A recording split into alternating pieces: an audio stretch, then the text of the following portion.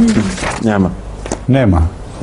Neima is also a word of wide usage, but in Islam it has become a term, a specific term which is used in the Holy Quran to indicate various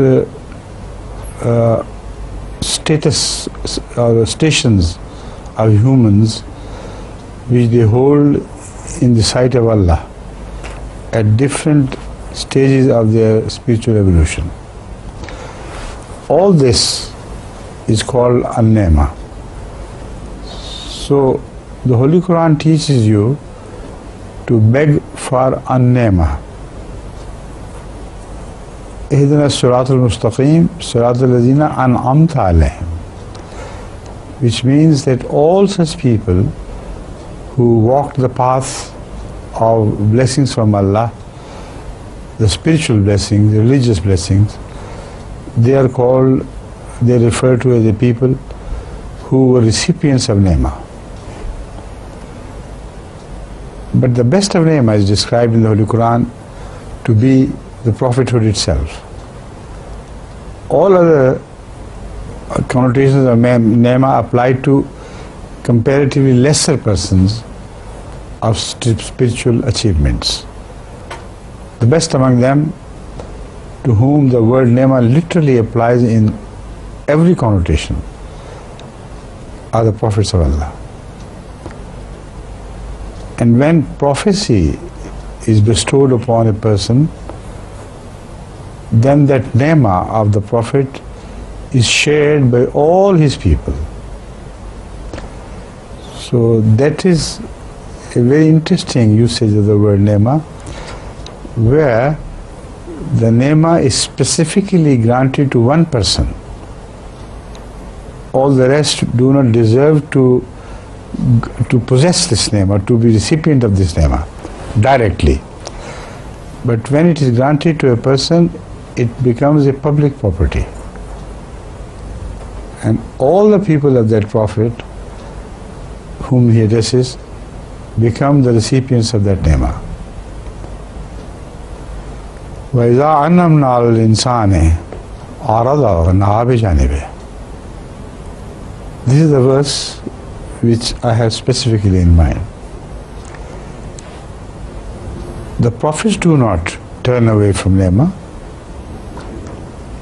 وَإِذَا أَنَّمْنَا عَلَى الْإِنسَانِ refers to the initial act of granting the commission of prophethood to a chosen servant of Allah.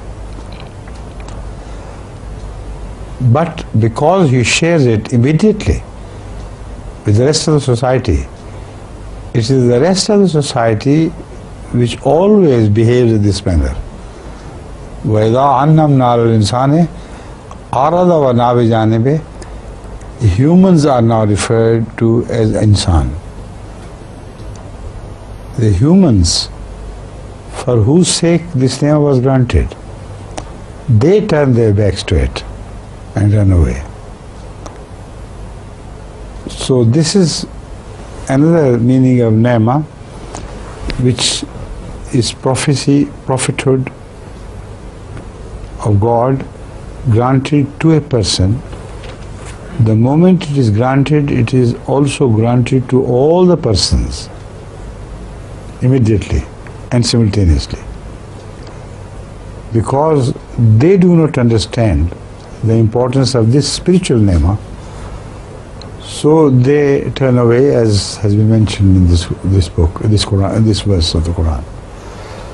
So Neima can also be a divine revelation of a prophet. All the divine revelations of prophets are Neima. Neima can also be interpreted as anything worldly wise good. Al-Inam here means everything which God has granted to His creation. So everything we look at by way of food or drinks or comforts or heavenly bodies serving the cause of humanity, etc., etc. They're all Neimas. And this verse, the same which I just quoted, acquires a completely different connotation with regards to this Neima. This means that although we have granted limitless Neimas, inamat, or favors, it should be translated. It should be translated, when translated as favors, ordinary favors are the worldwide things, materials, etc. Then the meaning would be that although we have created the heavens and the earth for the sake of mankind, we have granted all favors to them, and they have been made servants of mankind. Yet he is so arrogant that he turns his back to God and walks away as if he is the master in his own right. So Neima in this meaning could be referred to as ordinary, commonplace benefits which man draws from God in every area of his life and activity.